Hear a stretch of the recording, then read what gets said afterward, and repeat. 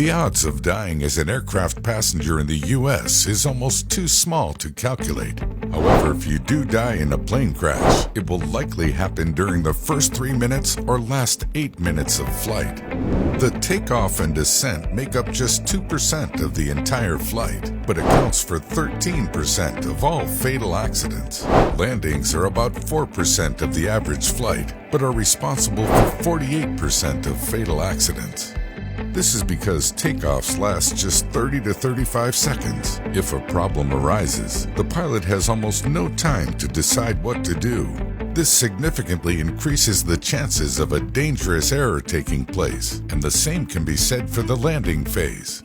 Ultimately, it's both easier and safer for a plane to cruise than to land or take off. Imagine you're in the air and both engines shut down. Because of the high velocity, the plane will continue to glide. A typical airliner loses about a mile in altitude for every 10 it moves forward, giving the pilot a little over 8 minutes to react. When aviation accidents do occur, they are typically caused by a combination of factors, primarily human error, mechanical failure, and inclement weather.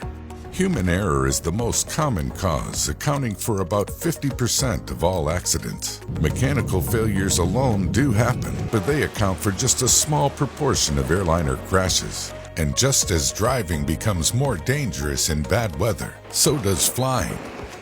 Although today's airliners are able to safely operate in nearly any weather conditions, small aircraft have to be far more careful. Fortunately, there are a number of modern technologies that help reduce the aforementioned risks, especially during the first and final moments of flight. One critical piece is the instrument landing system, which helps guide pilots during periods of poor visibility. It effectively creates a cone of radio signals that help pilots remain within a safe glide path corridor, even if visibility is poor. For dangerous or short runways, airports often install an engineered materials arrestor system. This is a foundation of materials at the end of a runway to decrease the severity of the consequences of deviation. It's designed to collapse under the weight of an airplane, gripping its tires and ideally bringing it to a stop. Other safety solutions include Air Surface Detection Equipment Model X.